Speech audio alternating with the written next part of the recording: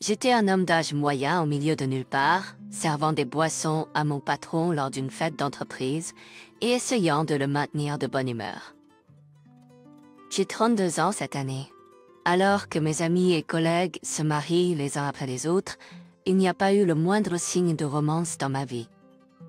Je sais, attendre ne mènera à aucune rencontre romantique. Mais il y a quelqu'un que je n'arrive pas à oublier. C'est probablement pourquoi je ne ressens pas le besoin de chercher activement un partenaire. Une fois que le long monologue de mon patron a enfin pris fin, je me suis excusée pour aller aux toilettes. J'ai pensé que je pouvais sortir, prendre un peu l'air frais, juste pour me vider l'esprit, et alors que je déambulais dans le couloir du bar, je suis tombée sur elle. La personne que je n'oublierai jamais, mon premier amour du lycée. Elle a maintenant une aura plus mature, mais c'était définitivement Suzanne. Elle semblait m'avoir remarqué aussi et s'est arrêtée au milieu du couloir. Elle a appelé mon nom, puis est restée silencieuse. Ça fait un moment, je suis ici en train de boire avec mon patron. Nous n'avions plus été en contact depuis plus d'une décennie, depuis notre dispute, donc je ne savais pas comment interagir avec elle. Malgré cette réunion inattendue, c'est tout ce que nous avons resté. A dit, nous nous sommes séparés en nous disant simplement au revoir. Suzanne et moi avons été ensemble depuis le lycée et notre relation même lorsque nous avons fréquenté des universités différentes. Mais nous nous sommes séparés après une dispute pendant notre recherche d'emploi. C'était de ma faute. Suzanne, une femme brillante et belle, fréquentait une université prestigieuse. Elle a décroché un emploi assez tôt, cependant, j'étais tout le contraire. J'ai fréquenté une université médiocre et j'ai eu du mal à trouver un emploi. Pendant ma dernière année, j'ai été frustrée de ne toujours pas trouver un emploi. Ça aurait été supportable si c'était tout, mais j'étais jaloux de Suzanne. Malgré ses efforts pour me soutenir et prendre en compte mes sentiments, je me sentais pitoyable à l'époque, comme si j'étais pris en pitié. Je lui ai lancé des mots durs comme « Tu ne peux pas comprendre ce que je ressens. Tu me regardes probablement de haut et arrête de faire semblant d'être une sainte nitouche. Tu me ridiculises. » Il était naturel qu'elle finisse par en avoir assez de moi. Après notre séparation, j'ai réussi à décrocher un emploi dans ma société actuelle, mais il n'y a plus de communication entre Suzanne et moi. Dans la vingtaine, j'ai appris par un camarade de classe du lycée que Suzanne s'était mariée et avait déménagé à Chicago en raison de la mutation de son mari. J'avais des sentiments mitigés, mais je me sentais aussi soulagée. Tant qu'elle était heureuse quelque part, c'était suffisant pour moi. Après avoir appris son mariage, j'ai pensé qu'il était temps pour moi de passer à autre chose aussi. J'ai donc fait quelques rendez-vous arrangés, mais je n'ai jamais vraiment rencontré quelqu'un de convenable. Et cela nous amène à maintenant. Environ une semaine après avoir croisé Suzanne au bar, je rendais visite à mon café préféré après le travail. J'aimais acheter des grains de café dans cet endroit et préparer du café chez moi les jours de congé. J'ai développé un amour pour le café à l'université. Maintenant, je suis devenue très petilleux sur la sélection des grains et la façon dont je les moue. En entrant dans le café, impatient d'acheter un nouveau lot de grains, il y avait Suzanne en train de déguster un ensemble de gâteaux. This was our second encounter. Nous nous rencontrons à nouveau? Je murmurais, surpris par cette coïncidence. Vraiment, êtes-vous seul? J'ai brièvement expliqué que je viens souvent ici pour acheter des grains de café. Mais, et vous? Êtes-vous seul? Votre mari n'étant pas à la maison. Je ne savais même pas que vous étiez de retour de Chicago. À mes mots, Suzanne baissa les yeux et ouvrit la bouche, affichant un sourire forcé. Tu vois, Pound, c'est insensible, ma père. Je ne savais pas que son mari était décédé. Je pensais qu'elle était tout à construire ma vie, voyez-vous. Après cela, notre conversation n'a pas continué et nous nous sommes dit au revoir et sommes repartis chacun de notre côté. Je pensais qu'elle était toujours en train de construire un foyer heureux. Après cela, notre conversation n'a pas continué et nous nous sommes dit au revoir et sommes repartis chacun de notre côté. Suzanne, qui a perdu son mari et vit seule à San Francisco. Je veux lui parler davantage, je veux me rapprocher d'elle, mais je me sens pas légitime, me sens pas, je l'ai blessée avec mes paroles dures à la fin de notre relation. Elle. Environ un mois plus tard, lors d'une nuit de terrible typhon, j'ai eu ma troisième rencontre avec mon ex-petite amie veuve, Suzanne. Mon appartement est au-delà de la gare, donc je suis passée par la gare en rentrant du travail. La gare était bondée de monde. Les trains étaient arrêtés ou en retard. Au milieu de tout cela, j'ai trouvé Suzanne au téléphone, se mettant à l'abri de la pluie. Suzanne, il m'a remarqué, il m'a appelé. Ouais, est-ce que le train est arrêté? Quand j'ai demandé, Suzanne a acquiescé avec un sourire amer. Même quand il n'y a pas de typhon, cette gare est bondée, donc c'est inévitable, mais quand j'ai jeté un coup d'œil à Suzanne, ses vêtements et ses cheveux étaient mouillés. Même si c'est le début du printemps, les nuits sont fraîches. Je lui ai tendu un mouchoir. Utilisez ça, vous devez avoir froid. Oh merci, j'avais un parapluie, mais la pluie et le vent étaient si forts. Vous, j'avais un parapluie, mais la pluie et le vent étaient si forts. Quand j'ai trouvé Suzanne, la pluie et le vent venaient de se calmer, mais avant cela, la pluie et le vent avaient été terribles, et le ciel semblait prêt à recommencer à pleuvoir bientôt. Je ne pouvais pas laisser Suzanne, qui n'avait aucun moyen de rentrer chez elle ou de rester dans un hôtel. Voulez-vous venir chez moi? Les mots ont glissé naturellement de ma bouche, mais je les ai immédiatement regrettés. Il n'y a aucune chance qu'elle veuille venir chez son ex-petite amie, avec qui elle se disputait toujours. C'est ce que je pensais, mais la réponse de Suzanne était inattendue. Vous êtes prête à me laisser rester? Quand j'ai regardé Suzanne, elle m'a regardé avec des yeux humides. J'étais nerveux en regardant dans les yeux de celle qui était devenue plus mature. Mais ses yeux semblaient me demander de l'aide. Bien sûr, viens. À mes mots, Suzanne a souri doucement et semblait soulagée. Et ainsi, Suzanne est venue séjourner dans mon appartement.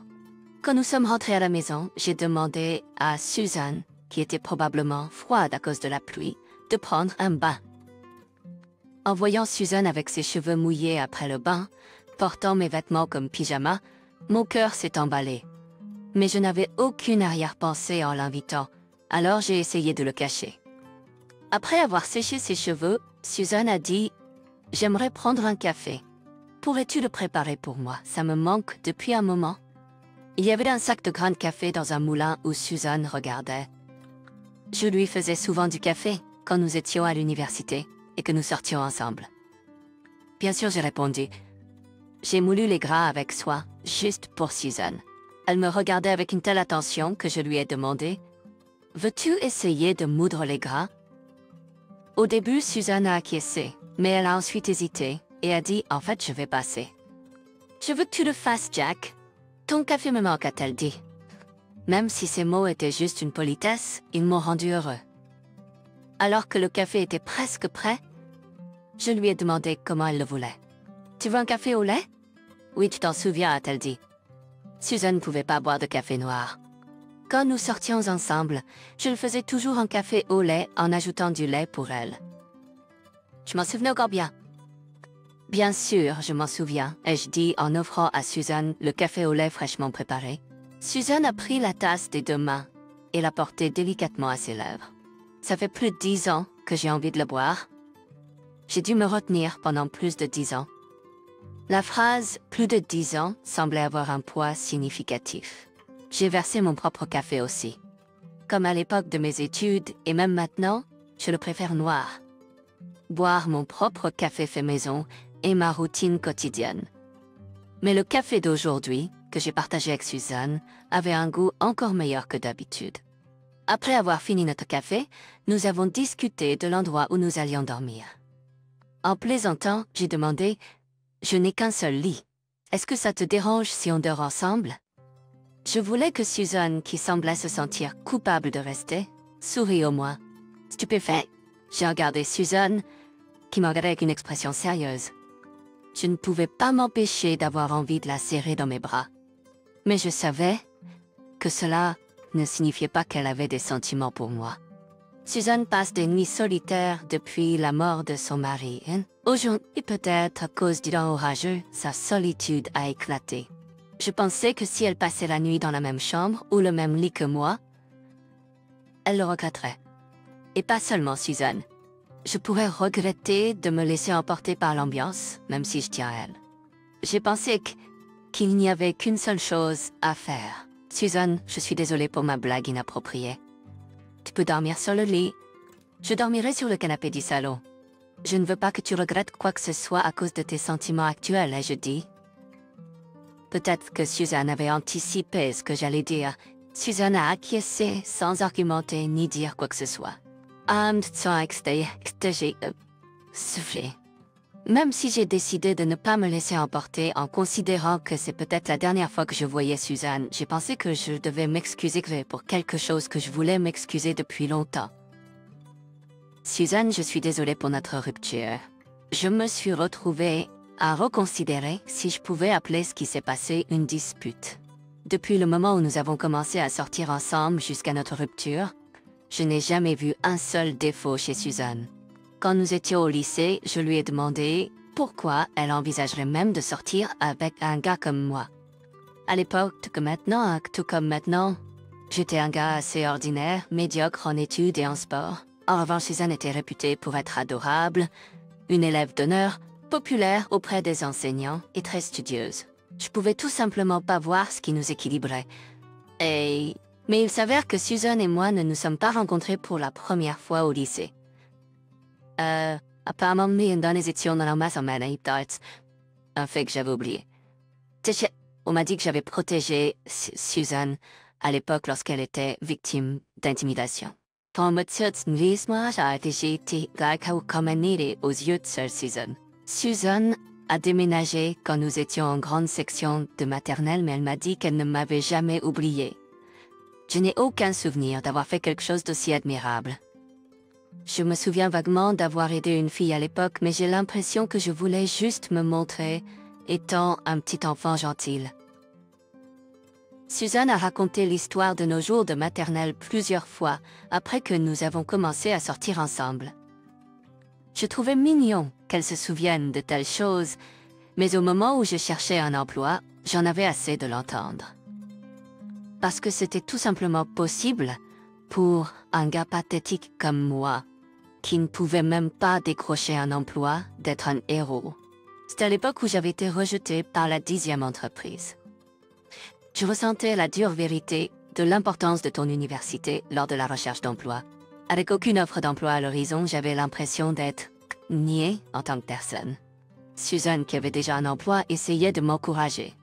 Mais j'étais tellement immature à l'époque que je trouvais la gentillesse de Suzanne agaçante. Alors je lui ai dit, « Tais-toi. Tout est si parfait pour toi, Suzanne. Tu as toujours été une élève brillante, tu es entrée dans une bonne université, tu as trouvé un emploi tout de suite. Tu ne sais pas ce que ça fait d'être un échec comme moi. » Les yeux de Suzanne se remplissaient de larmes. Mais j'étais encore frustrée par ma recherche d'emploi, et ma frustration était à son maximum quand elle m'a raconté cette histoire. J'en ai marre d'entendre cette histoire. Tu ne la connais pas. Je ne me souviens pas de choses de la maternelle. Arrête d'imposer tes idéaux sur moi. Je ne suis pas ton héros. En fait, je ne veux plus entendre tes histoires sans intérêt. Tu m'énerves. Je n'arrive pas à oublier le regard de Suzanne quand j'ai dit ça. Ça lui a fait mal. Après ça, j'ai ignoré ce qui ne cessait de s'excuser. Je voulais juste qu'elle me laisse tranquille. C'était naturel, vu les horreurs que j'avais dites. C'était naturel, vu les horreurs que j'avais dites. Tout ce que je me suis jamais dit, c'est « je comprends ». Alors que je me remémorais tout ça, la voix de Suzanne m'a ramené à la réalité. Elle riait de mes excuses 10 ans plus tard. J'étais heureux de la gentillesse de Suzanne en disant que même si j'étais celui à blâmer, j'avais rien à dire à ça. Ce jour-là, nous avons dormi dans des chambres séparées, et quand je me suis réveillée le lendemain, Suzanne avait quitté mon appartement. La chambre sans Suzanne était froide, comme si la température avait baissé. C'est alors que j'ai remarqué une note de Suzanne sur la table. Je l'ai vue et je suis sortie de la maison en courant.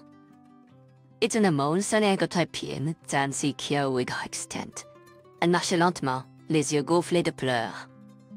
Je me suis placée devant Suzanne et j'ai pris sa main. J'ai serré sa main légèrement froide, chaleureusement avant d'exprimer mes sentiments. Je suis désolée. J'ai dit que je regretterais si je laissais les choses passer hier, mais c'était juste une excuse. La vérité, c'est que je t'ai toujours aimé, et je t'aime toujours. J'ai juste été lâche hier. J'avais peur. Je t'avais déjà blessé une fois, et je me demandais si je pouvais te rendre heureuse à nouveau. Je me demandais aussi si j'avais le droit de dire que je voulais être à tes côtés. J'avais peur et je n'arrivais pas à dire quoi que ce soit. L'écriture de Suzanne sur la note tremblait. Je me suis dit qu'elle avait dû l'écrire en pleurant. Et ma poitrine s'est serrée, alors j'ai commencé à courir.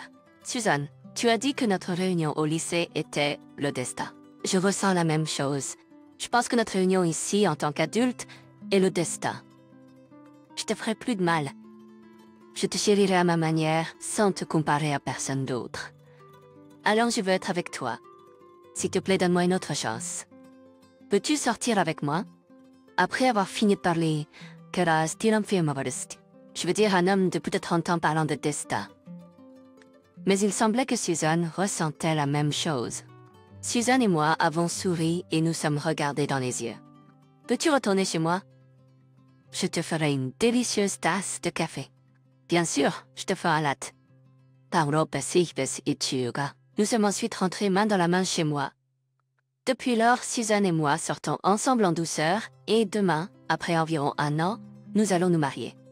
Aujourd'hui, nous sommes venus visiter la tombe de l'ancien mari de Suzanne. Ce n'est pas la première fois que je viens visiter sa tombe avec Suzanne. Avant de lui avouer mes sentiments, j'étais pessimiste quant à savoir si je pourrais rendre Suzanne heureuse comme son ancien mari l'a fait. Mais j'ai réalisé que c'est pas une question de comparaison. Le fait que son mari ait chéri Suzanne, je l'accepte, et j'ai décidé de chérir Suzanne à ma manière.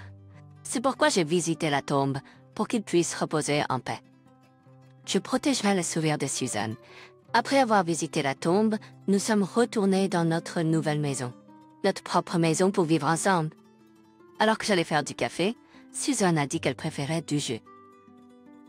Elle ne dit généralement pas ce genre de choses, alors j'étais inquiet et je lui ai demandé si elle se sentait mal. En réalisant ce que ces mots signifiaient, je n'ai pas pu m'empêcher de crier de joie. J'ai pris Suzanne dans mes bras, notre bébé a 7 mois. Je suis impatient de commencer ce nouveau chapitre de nos vies. Alors comment as-tu aimé notre histoire? Ton abonnement à notre chaîne nous motive grandement à créer plus de contenu. Au plaisir de te voir dans la prochaine vidéo.